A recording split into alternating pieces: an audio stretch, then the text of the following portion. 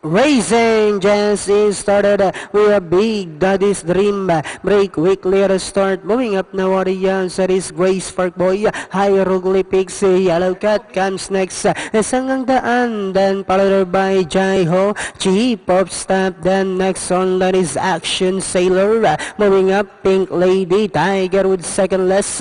While Laun Laan is the early trailer by about 10 lengths of the leader. And going along for the first turn, we have Grace Park Boy now takes command. Down on the inside is Chief of Staff, Big Daddy's Dream. Now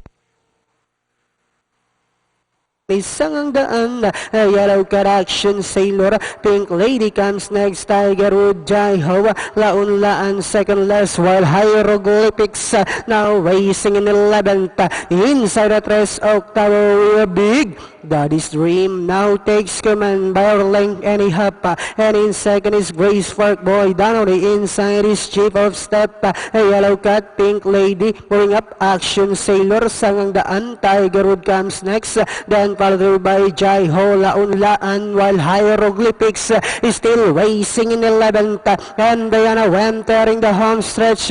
We have Big Daddy's Dream by our length and a half. Grace Park Boy is down on the inside second. Last 100 meters, we have Big Daddy's Dream now by about 3 lengths over Grace Park Boy, and finally Big Daddy's Dream. Grace Park Boy, then comes number 5 Action Sailor, Pink Lady, Yellow Cat, and number 4 Chief of Staff for your Super 6.